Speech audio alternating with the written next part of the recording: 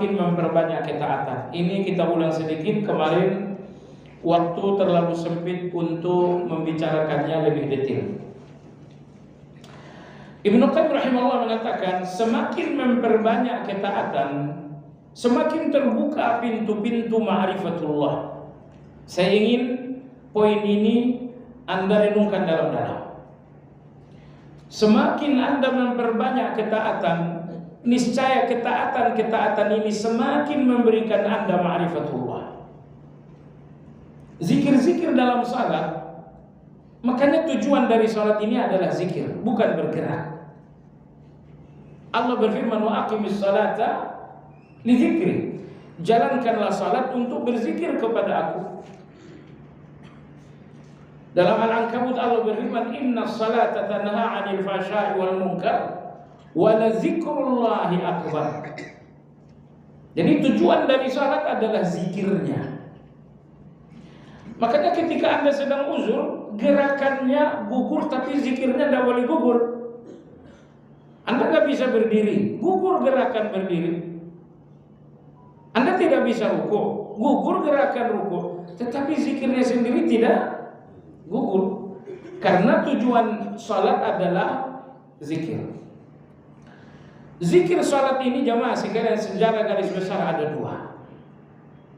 Yang pertama adalah zikir menyebutkan nama dan sifat Allah. Alhamdulillah Rabbil Alamin Ar-Rahman Ar-Rahim. Ini yang pertama. Zikir sanjungan-sanjungan kepada Allah Azza wa Jalla. Nomor dua berupa doa-doa, ihdinas siratal mustaqim, rabbighfirli, dan selanjutnya. Nah, tentu nama-nama Allah dalam zikir tersebut adalah ma'rifatullah. Ya, ketika misalnya Anda bacakan Alhamdulillah, oh Allah itu terpuji. Rabbil Alamin, oh Allah itu yang maha mengatur segala hal. Ar-Rahmanir Rahim, ya Allah, ternyata Allah itu pengasih lagi maha penyayang. Terkadang Allah menyayangi dengan hal-hal yang kita nggak suka, tapi terkadang Allah menyayangi kita dengan hal-hal yang kita suka. Maliki Yaumiddin. Jadi setiap nama Allah, setiap sifat Allah adalah ma'rifatullah, yaitu mengenal Allah Azza wa Jalla. Nomor dua, adapun doa, ihdinas siratal mustaqim, rabbighfirli warhamni. Percayalah, semua doa ini adalah penjabaran dari nama Allah. Misalnya ketika Anda berdoa ihdinas siratal mustaqim, ihdina, berikan kami hidayah. Anda minta hidayah, berarti Anda sedang mengakui bahwa Allah Maha memberi hidayah. Rabbighfirli, ya Allah ampuni aku. Anda minta ampunan, berarti Anda sedang mengakui bahwa Allah Maha mengampuni. Warhamni, ya Allah sayangi aku, berarti Anda sedang mengakui bahwa Allah Maha penyayang. Warzuqni, ya Allah berikan aku rezeki, berarti Anda sedang mengakui bahwa Allah Maha memberi rezeki. Jadi tidak ada doa melainkan turunan dan penjabaran dari nama-nama Allah Azza wa Jalla. Apa yang dituliskan Ibnu Qayyim ini sangat penting. Dan saya katakan jamaah sekalian, inilah ilham dari ibadah itu. Anda salat Subhana Rabbiyal Azim, Anda bacakan dengan pemahaman, pasti dari bacaan tersebut Anda merasakan satu nuansa ma'rifatullah. Nanti di ruku yang kedua Anda bacakan lagi, pasti Anda merasakan nuansa yang berbeda. Nanti di ruku yang ketiga Anda bacakan lagi, pasti Anda rasakan nuansa ma'rifatullah yang berbeda. Sehingga jamaah sekalian, orang-orang yang banyak ketaatan, ma'rifatullah mereka sangat kuat. Makanya dalam agama kita, ibadah yang paling besar adalah zikir. Allah berfirman, wa dzikrullahi akbar. Salat itu tujuannya zikir, haji itu tujuannya zikir. Udzkurullaha dzikran katsira. Maka zikir ibadah teragung dalam agama kita karena kandungan zikir itu adalah ma'rifatullah. Kandungan zikir itu adalah mengenal mengenal Allah Azza wa Jalla. Jemaah sekalian yang saya hormati, mengenal Allah 100% akan menghasilkan cinta. 100% menghasilkan cinta. Ulama-ulama kita mengatakan, semua orang mengatakan cinta itu indah. Namun tidak ada keindahan cinta mengalahkan indahnya mencintai Allah Azza wa Jalla. Kenapa? Betapapun indah mencintai istri dan suami kita, Anda tetap saja mencintai sosok yang penuh kekurangan dan kesalahan. Betapapun indah mencintai orang tua kita, tetap saja Anda mencintai sosok yang penuh kekurangan bahkan kesalahan. Tapi lihatlah, mencintai orang tua indah sekali padahal dia penuh salah, penuh kurang, penuh khilaf. Dengan segala kekurangan, kesilapan dan kekhilapan orang tua, kita semua sepakat betapa nikmat cinta untuk mereka. Nah, mencintai Allah adalah mencintai yang sangat sempurna, mencintai yang gak pernah salah, mencintai yang menjadi sumber segala kebaikan dalam hidup. Makanya tidak ada cinta melebihi seindah cinta kepada Allah Azza wa Jalla. Karena tidak ada yang sempurna dalam cinta kita kecuali Allah. Istri bukan sosok yang sempurna dalam cinta kita. Anak-anak mereka juga bukan sosok-sosok yang sempurna dalam cinta kita. Satu-satunya yang sempurna dalam cinta kita adalah Allah Azza wa Jalla. Maka tujuan dari zikir ini ma'rifatullah. Tujuan dari ma'rifatullah alias mengenal Allah, hati Anda sampai kepada cinta kepada Allah Azza wa Jalla. Ulama-ulama kita menegaskan, apabila hati telah mencintai Allah dengan cinta yang sesungguhnya, maka di dalam cinta itu tidak lagi akan ada sakit, tidak lagi akan ada kecewa, dan tidak lagi akan ada egoisme. Ini tidak. Apabila Anda mencintai Allah dengan cinta yang sesungguhnya, berarti di dalam cinta itu tidak ada sakit, dalam cinta itu nggak ada kecewa, dalam cinta itu nggak ada egoisme sama sekali. Baik, hari ini Allah berikan Anda satu ujian, dan Anda sakit dengan ujian itu. Terbuktilah bahwa cinta Anda selama ini cinta abal-abal. Cinta Anda selama ini sandiwara saja. Seandainya cinta Anda kepada Allah cinta yang sesungguhnya, apapun yang datang dari Allah tidak akan membuat Anda sakit. Maka seorang ulama, beliau mendapatkan musibah, beliau menangis, tapi beliau mengatakan, aku cinta musibah itu walaupun saya menangis. Kenapa Anda cinta padahal Anda menangis? Beliau mengatakan, ini datang dari yang maha mencintai. Ini kiriman dari yang maha mencintai. Maka aku mencintainya walaupun aku menangis. Baik, nomor 2 jemaah sekalian, orang yang sungguh-sungguh mencintai Allah tak pernah kecewa dengan Allah sama sekali. Saya sudah berdoa 2 bulan, saya sudah berdoa setahun, tapi kesulitan ini tidak berakhir juga.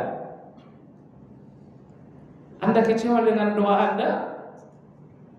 Kecewa Anda dengan doa menunjukkan cinta Anda selama ini cuma pura-pura saja. Karena orang yang mencintai Allah dengan sungguh-sungguh nggak akan kecewa dengan Allah sama sekali. Nomor 3 ini sangat penting.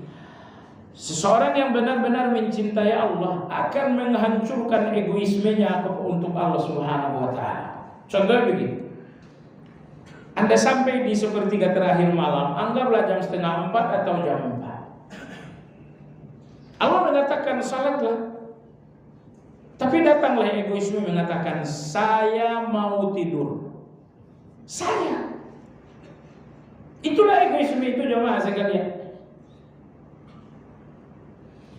Datanglah zikir waktu untuk zikir pagi, zikir petang, lalu muncullah egoisme kita. Saya sedang sibuk. Harusnya Anda bersedekah karena di depan Anda ada peluang sedekah, tapi Anda mengatakan saya juga butuh uang. Egoisme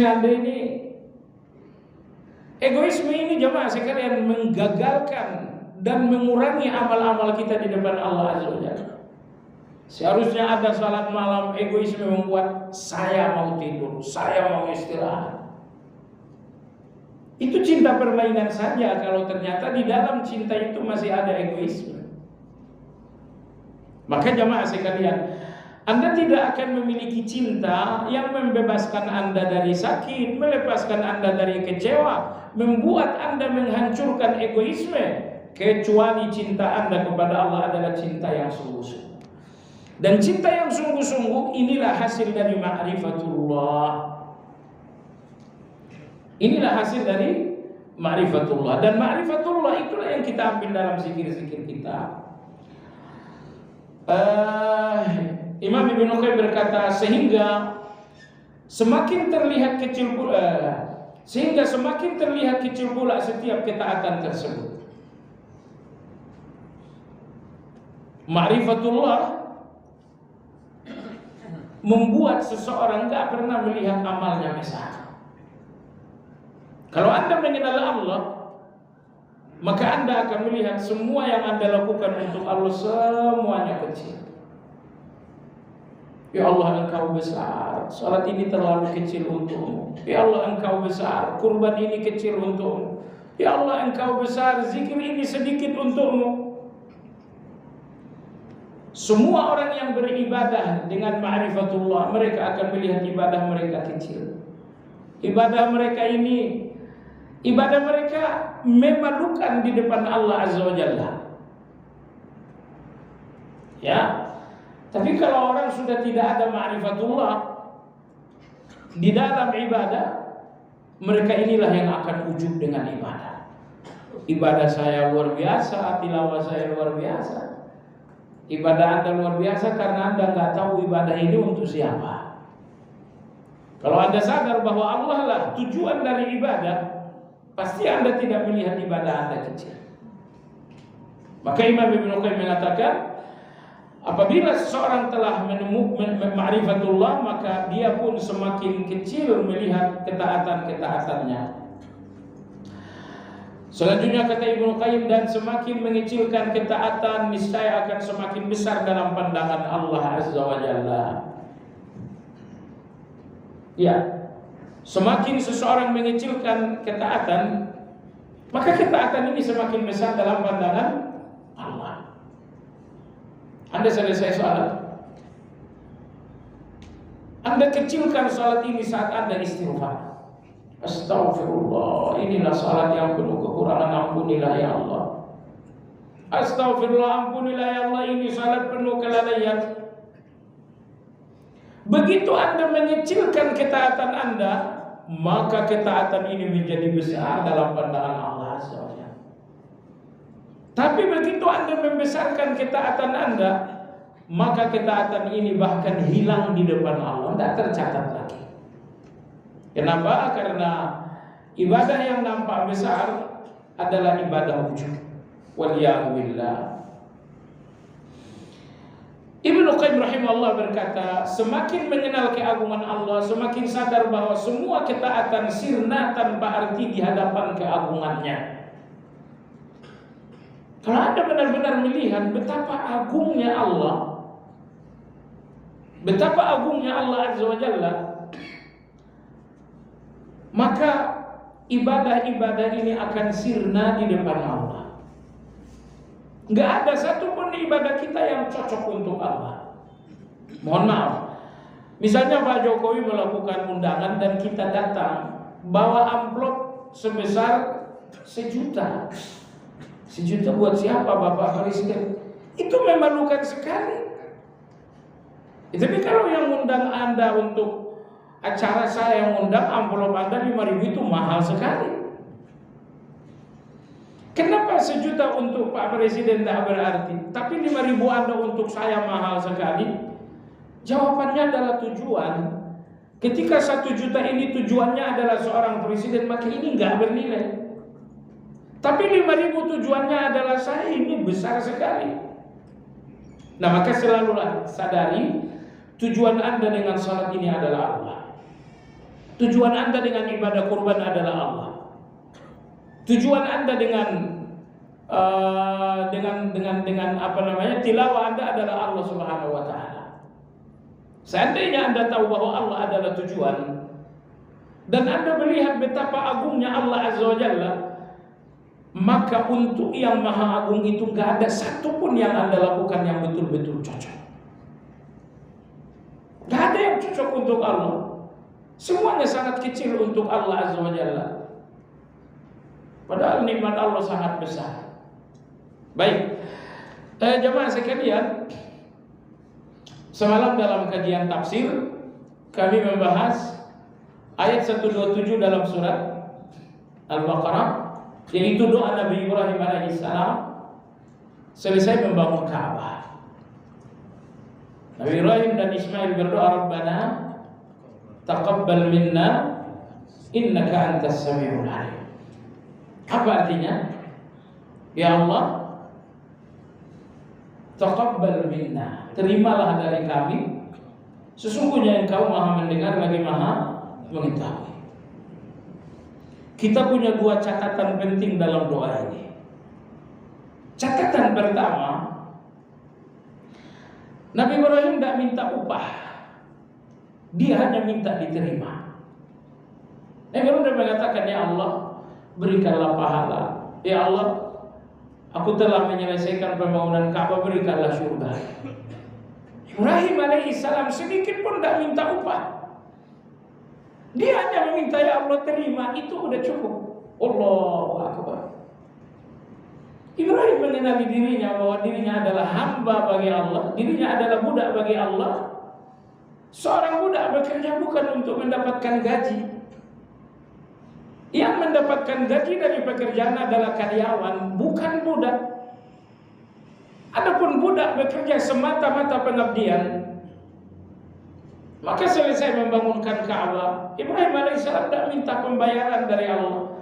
Dia tidak minta pahala dari Allah. Beliau hanya mengatakan, ya Allah, bangunan sudah selesai, ya Allah terimalah.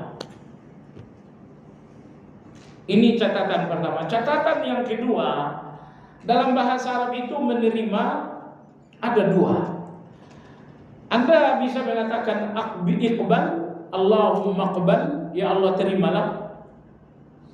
Anda bisa mengatakan Allahumma taqabbal, ya Allah terimalah. Apa perbedaan iqbal dan taqabbal? Dua-duanya sama-sama berarti terima. Jawabannya, kalau taqabbal dinamakan dengan kata takalluf.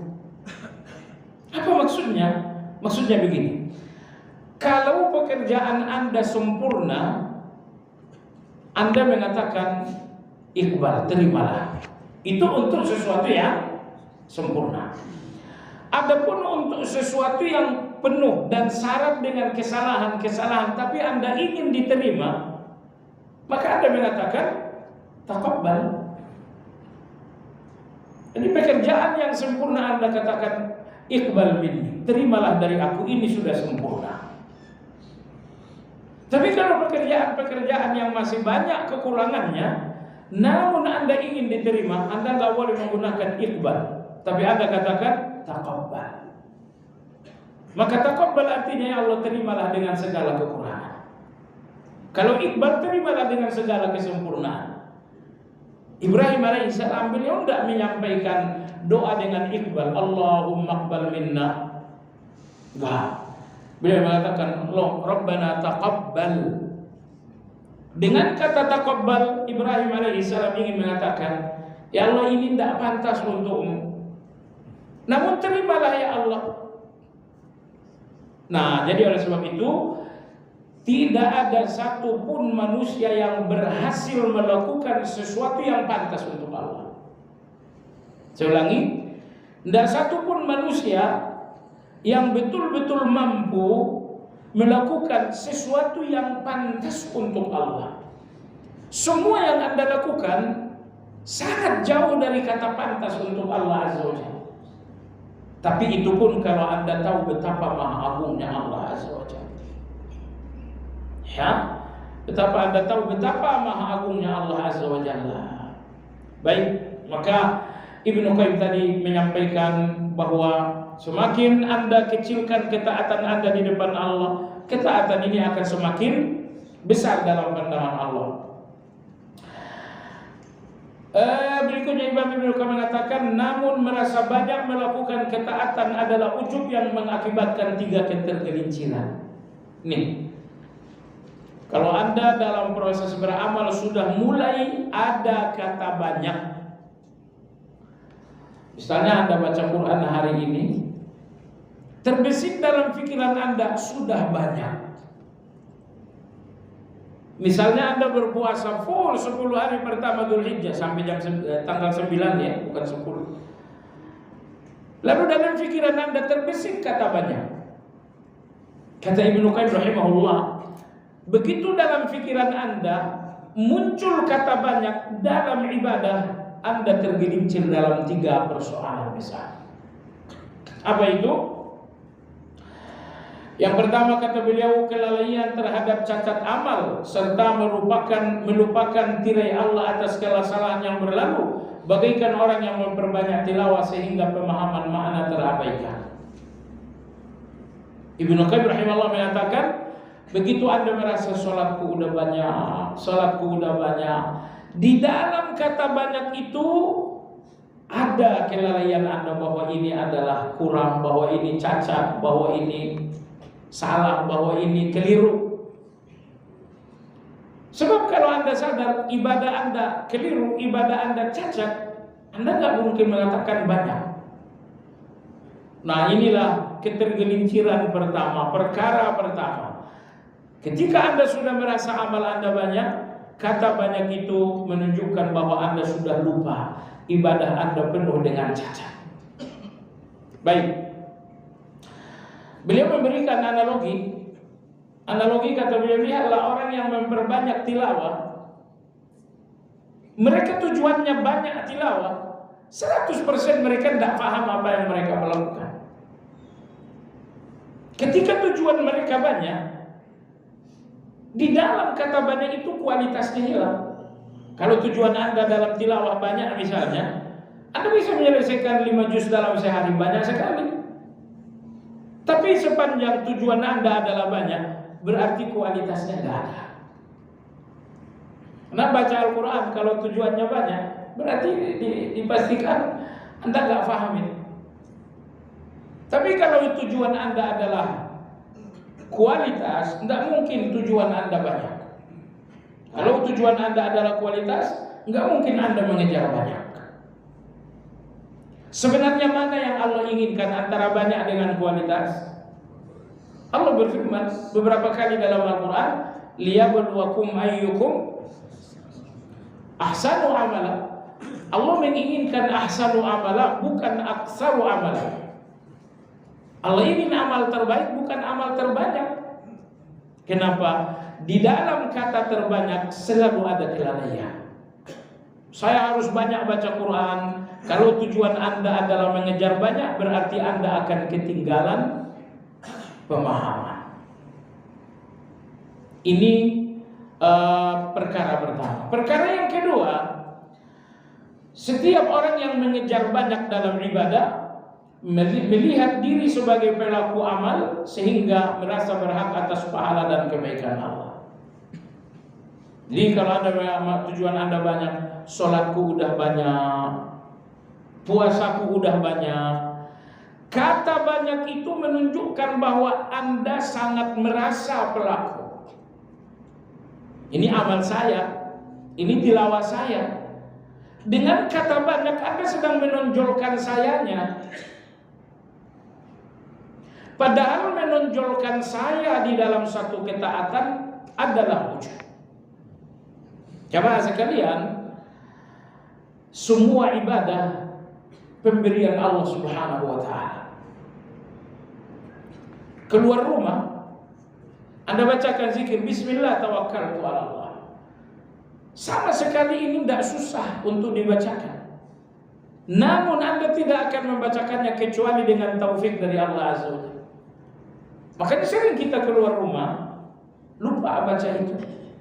Atau sederhana ini ada air, sekedar membacakan basmalah sebelum minum mudah sekali, nggak ada kesulitan sama sekali. Tapi semudah membacakan Bismillah, sering orang tak bacakan Bismillah. Karena ketaatan ini adalah soal taufik dari Allah Azza wa Jalla. Saatnya Allah berikan taufik, Anda pun bacakan basmalah. Tapi begitu Anda nggak bacakan, Allah nggak berikan taufik, Anda nggak bacakan basmalah. Jadi Ibnu Qayyim rahimahullah beliau mengatakan, sepanjang tujuan Anda dalam amal adalah banyak, dengan kata banyak itu berarti Anda menonjolkan diri, saya. Nah, padahal kalau yang menonjol dalam amal adalah sayanya, berarti amal ini adalah wujud di depan Allah Subhanahu wa ta'ala. Kemudian beliau mengatakan, setiap orang yang melakukan amal dan tujuannya banyak, kalau tujuan Anda banyak berarti tujuan Anda adalah pahala. Kalau tujuan Anda adalah banyak, berarti tujuan Anda adalah upah. Tujuan Anda adalah pahala. Baik jemaah sekalian yang saya hormati, emangnya nggak boleh pahala itu jadi tujuan? Ya boleh. Hanya saja kalau sampai pahala itu Anda fahami sebagai hak, ini yang nggak boleh. Misalnya Anda membacakan Al-Quran, ya Allah, berikanlah aku ketenangan. Ya, Anda minta ketaatan, tapi apakah Anda melihat ketenangan ini hak Anda karena Anda beramal? Nah, ini gak boleh terjadi. Selesai sholat, ya Allah berikan aku rezeki. Anda inginkan rezeki dengan salat. Kalau sekedar Anda inginkan itu bagus, tapi kalau Anda melihat rezeki itu adalah hak Anda karena Anda udah salat, sekali lagi Anda gak sadar diri lagi sebagai seorang budak. Tadi saya katakan, seorang budak itu bekerja semata-mata pengabdian. Karyawan itu bekerja untuk mendapatkan gaji. Di depan Allah Anda bukan karyawan, tetapi Anda seorang budak. Maka oleh sebab itu, bahwa Anda minta rezeki setelah sholat, silakan. Tapi jangan memahami rezeki ini hak Anda. Seorang budak nggak punya hak atas majikan. Jadi lakukan sholat ini semata-mata pengabdian kepada Allah dan mintalah rezeki, tapi jangan hubungkan rezeki ini dengan taat Anda. Hubungkan rezeki ini dengan kasih sayang Allah. Ya Allah berikan aku rezeki karena Engkau Maha Penyayang. Aku tidak berhak atas rezeki ini karena aku punya taat. Oleh sebab itu Imam Yazid Ar-Ruqashi beliau mengatakan, kapan seseorang dinamakan bersyukur? Beliau mengatakan, apabila kehadiranmu di dalam nikmat adalah tamu yang tak diundang dalam sebuah pesta, itulah yang dinamakan bersyukur. Kata beliau, kalau hadirnya Anda di dalam nikmat Allah seperti hadirnya seorang undangan tanpa undangan, itulah yang dinamakan dengan syukur. Maka Anda katakan, ya Allah, aku hadir di dalam nikmat padahal aku tidak diundang untuk hadir.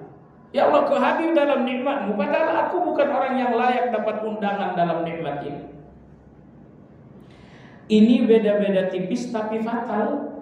Lakukanlah salat dan mintalah pahala. Tapi minta pahala itu dari Allah karena Allah Maha Penyayang. Jangan minta pahala kepada Allah karena Anda melakukan salat. Bedanya di mana? Kalau Anda minta pahala karena Anda salat, berarti Anda minta hak. Saya sudah salat, ini pahala hak saya. Tidak. Seorang Anda dan saya budak, dan budak itu nggak punya hak atas majikan. Yang terakhir, apabila di dalam satu ibadah, dalam satu ketaatan, orientasi kita adalah banyak, persoalan berikutnya adalah rasa butuh yang melemah atas ampunan karena selalu terbayang akan ketaatan diri.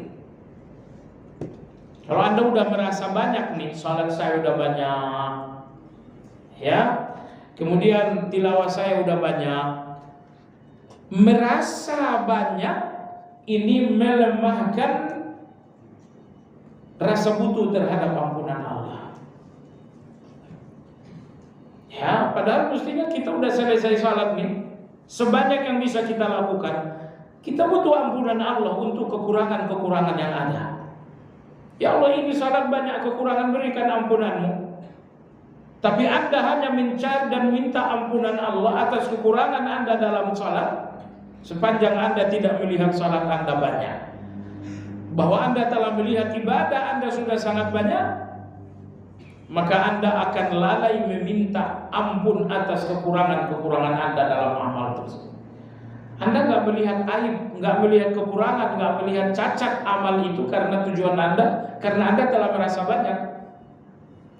Baik, sampai di situ tingkatan taubat yang pertama, yaitu taubat dari merasa banyak beramal. Taubat dari merasa banyak beramal. Insya Allah tingkatan taubat berikutnya adalah merasa sedikit dosa. Ini lawannya. Dua-duanya sama-sama ujub. Yang pertama ujub, merasa beramal. Yang kedua ujub, merasa tak ada dosa atau sedikit dosa. Insya Allah itu kita bahas pertemuan yang akan datang. Demikian kajian kita hari ini, semoga bermanfaat.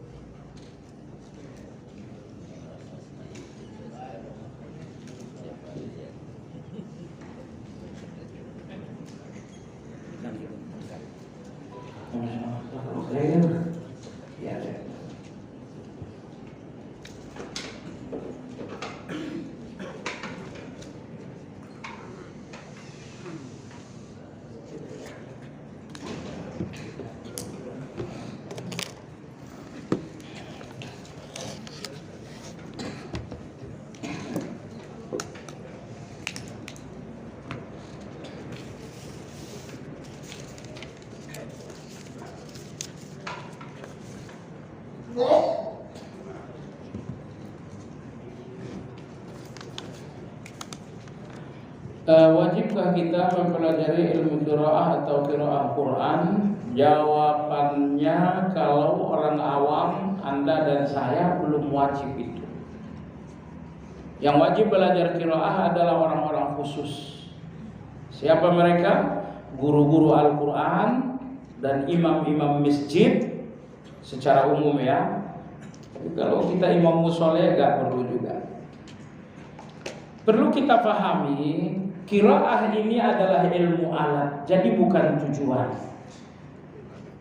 Qiraah ini hanyalah ilmu alat dan bukan tujuan. Tujuannya apa?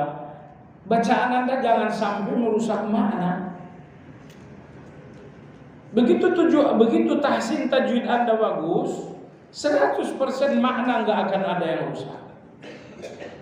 Kalau makna tidak ada yang rusak, maka Anda tidak wajib belajar qiraat. Qiraat itu diwajibkan bagi orang-orang khusus saja. Orang awam seperti kita cukup belajar tajwid. Apakah bacaan Al-Quran kita sah tanpa ilmu qiraat? Sah. Yang penting tahsin dan tajwidnya betul. Lembaga apa yang bisa kita waktu itu untuk belajar sanad qiraat Quran yang sahih? Lembaga Mutqinin. Apakah beramal saleh? Tidak sesulit itu ya. Kalau kita hanya di level awam, cukup bacaan Anda sesuai dengan undang-undang tahsin dan tajwid itu selesai. Nah, saya lihat beberapa qiraah yang diajarkan juga kadang-kadang berlebihan. Ambil contoh misalnya, Siratal ladzina an'amta 'alaihim ghairil maghdubi 'alaihim waladdallin. Kata dia tidak boleh berhenti di situ, harus satu nafas. Nah, ini bukan soal qiraah, tapi ini soal mazhab fikih. Karena dalam mazhab Abu Hanifah Ayat yang keenam adalah siratal ladzina an'amta 'alaihim, berhenti di situ. Waqaf. Ghairil maghdubi 'alaihim adalah ayat ke-7.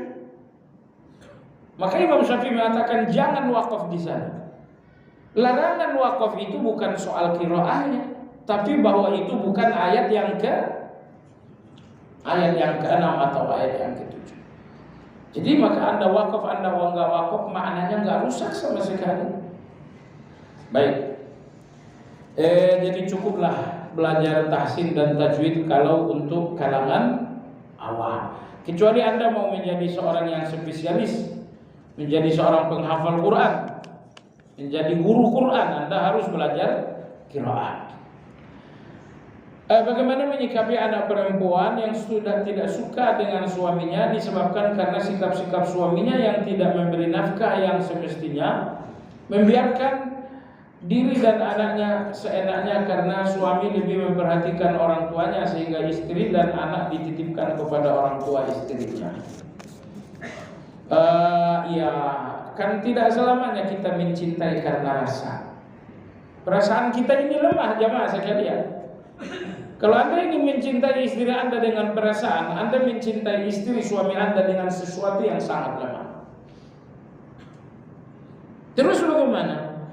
Kita mencintai istri dan suami kita bukan karena perasaan, tapi karena iman. Maksudnya apa? Mencintai istri itu adalah ibadah. Mencintai suami itu adalah ibadah. Nilai ibadah itulah faktor terkuat dalam energi cinta. Maka kalau cinta Anda tidak lagi bernilai ibadah, ya sudah, besok kita cerai saja.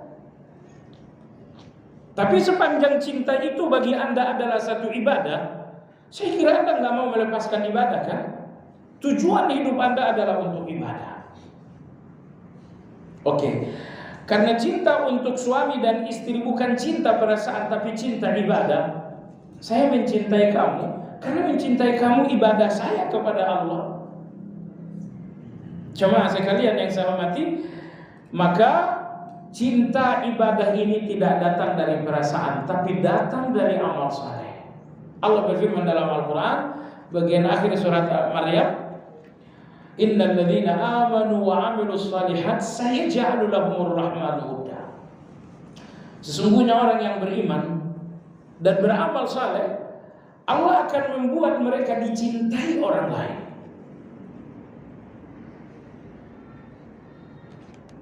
Allah membuat orang lain cinta dengan Anda. Jadi kalau Anda yang berusaha mendapatkan cinta, letih sekali. Kenapa Anda tak berusaha? Allah membuat orang lain cinta kepada Anda. Dan Allah dalam ayat ini mengatakan orang yang beriman beramal saleh, Allah akan membuat mereka dicintai orang lain.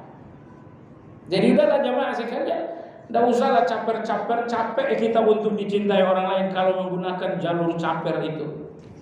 Tahu caper enggak? Beda dengan ceper. Kalau Anda ingin dicintai dengan proses caper, Anda capek, ujung-ujungnya kecewa.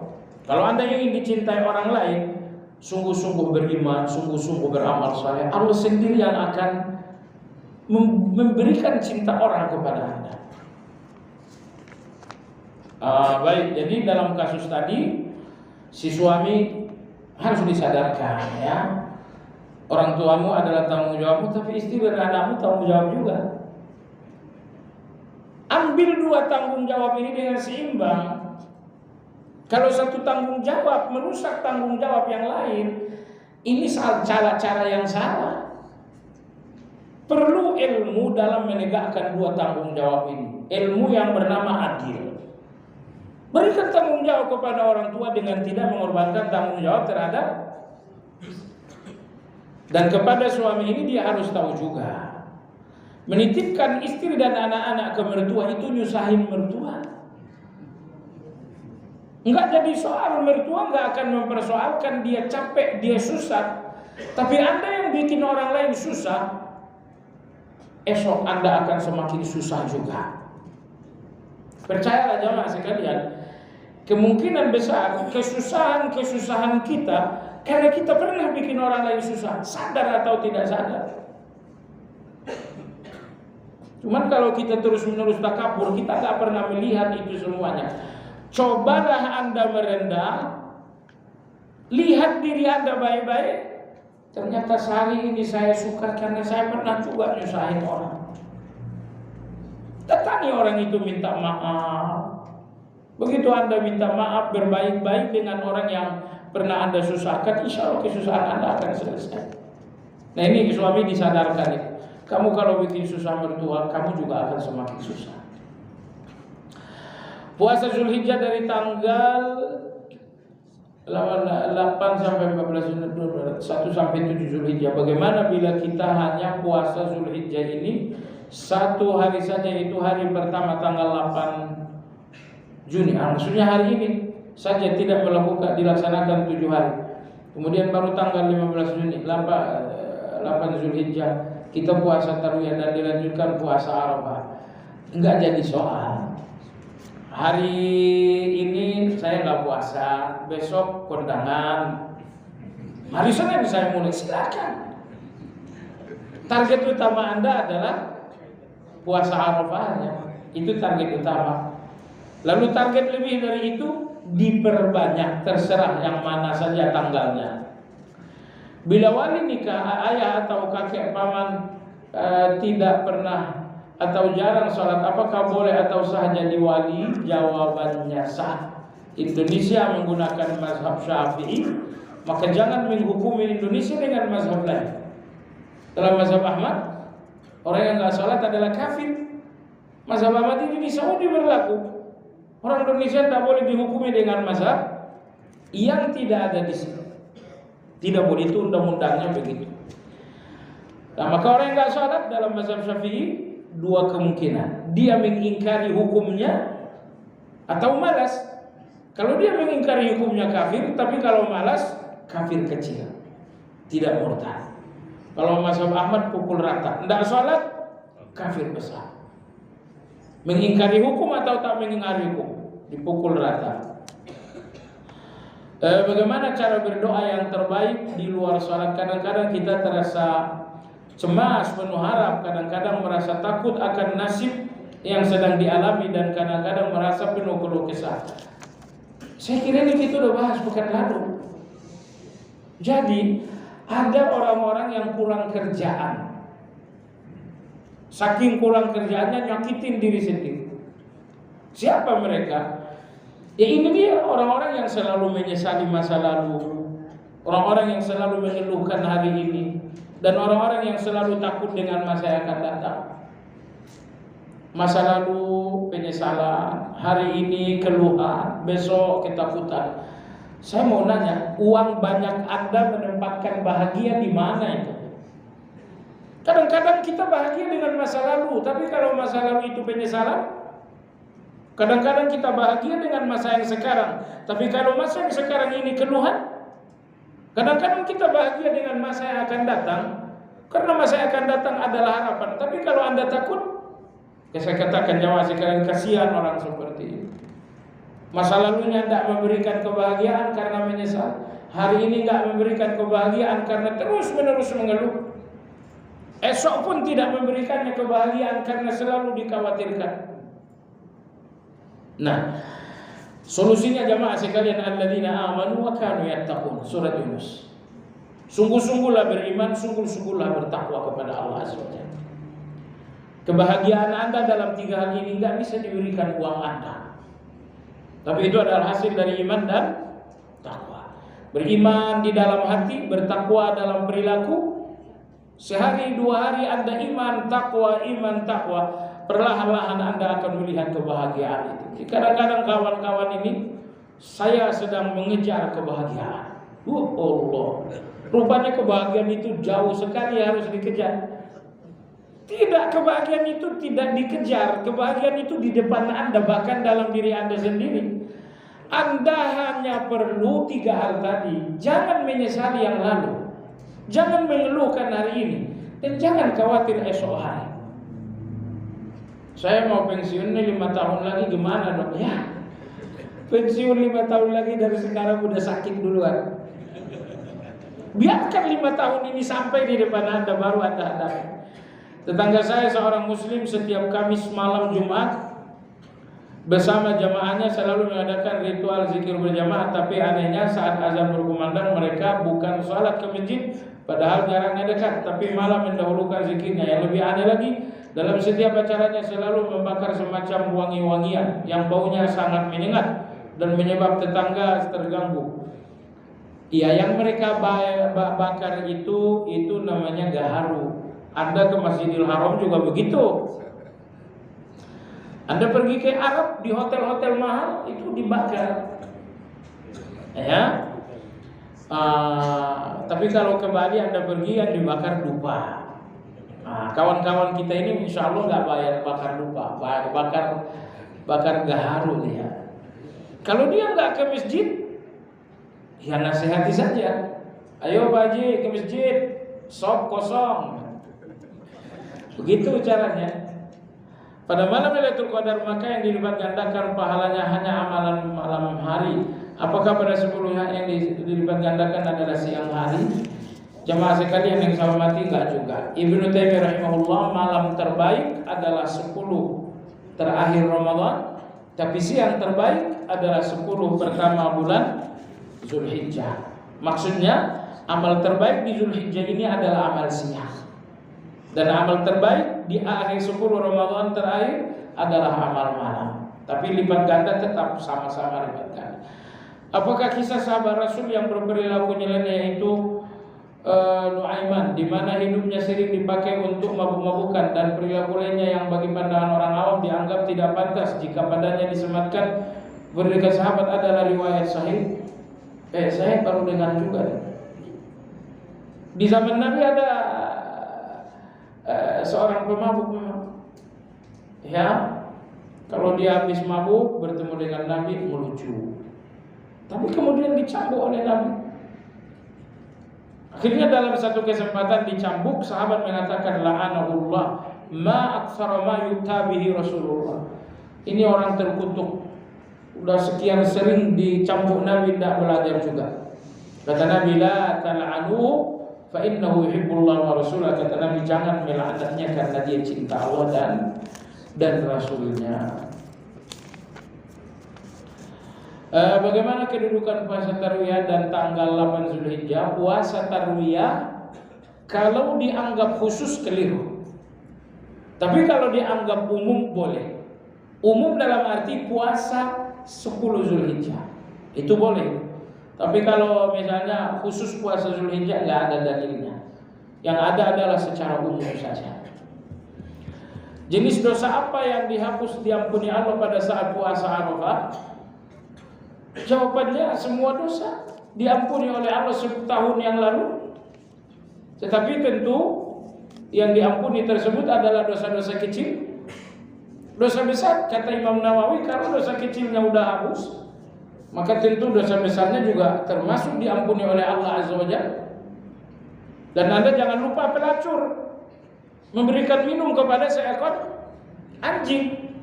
Yang dia lakukan ini beri minum kepada anjing, sunnah atau wajib? Pelacur ngasih minum kepada seekor anjing, itu ibadah sunnah atau ibadah wajib? Ibadah sunnah. Ternyata dosanya sebagai pelacur, dosa besar itu dihapus oleh Allah Azza wa Jalla. Jadi terkadang memang dosa-dosa kita, bahkan dosa besar, dihapus oleh Allah dengan ibadah yang sunnah.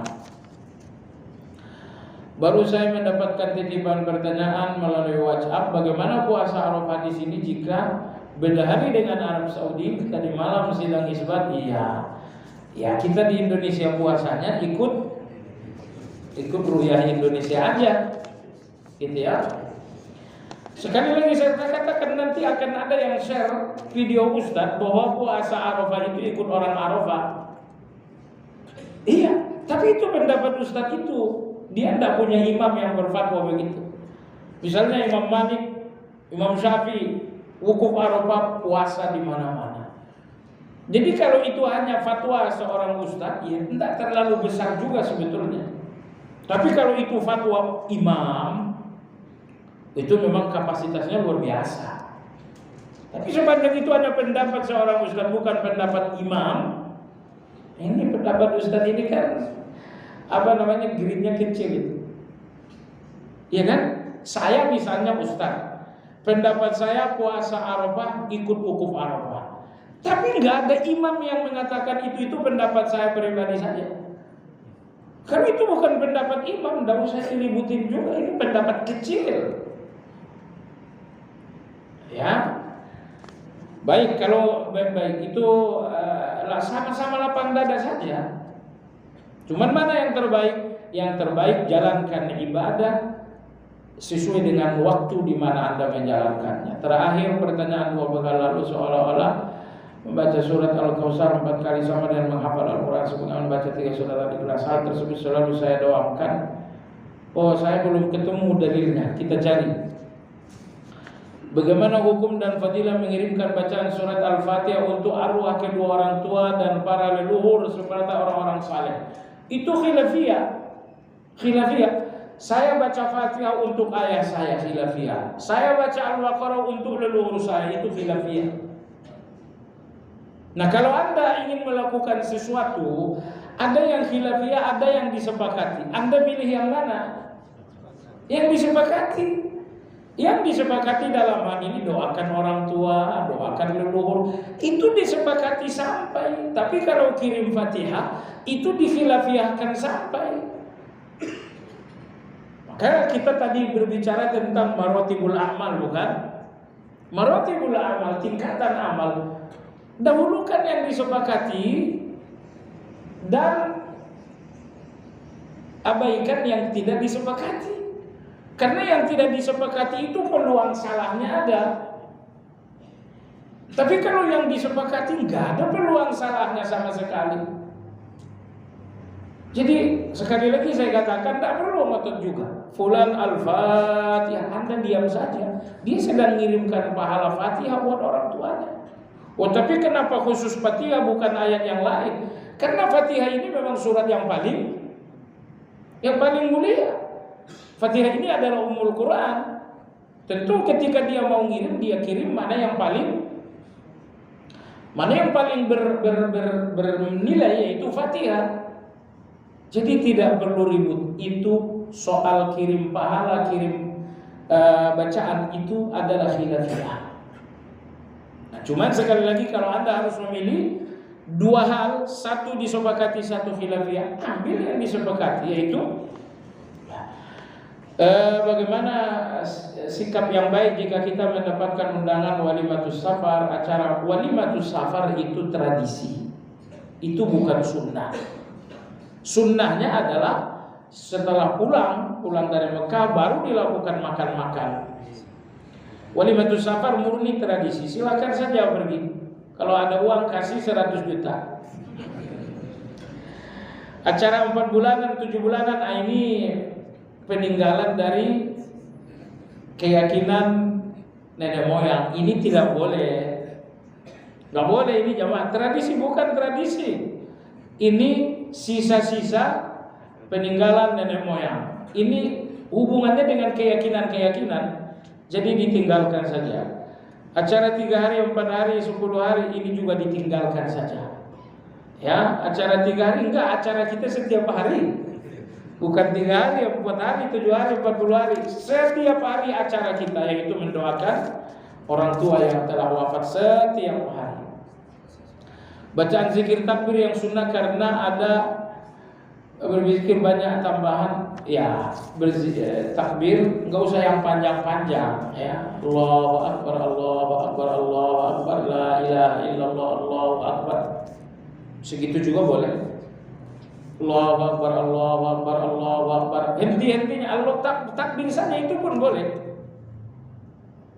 Karena targetnya Anda takbir. Misalnya Allahu akbar, Allahu akbar, Allahu akbar, Allahu akbar, Allahu akbar. Silakan. Allahu akbar, Allahu akbar, Allahu akbar, la ilaha illallah, Allahu akbar, Allahu akbar, walillahil hamd. Silakan juga. Sepanjang namanya takbir berarti dibenarkan. Wallahu a'lam. Subhanakallahumma bihamdika asyhadu an la ilaha illa anta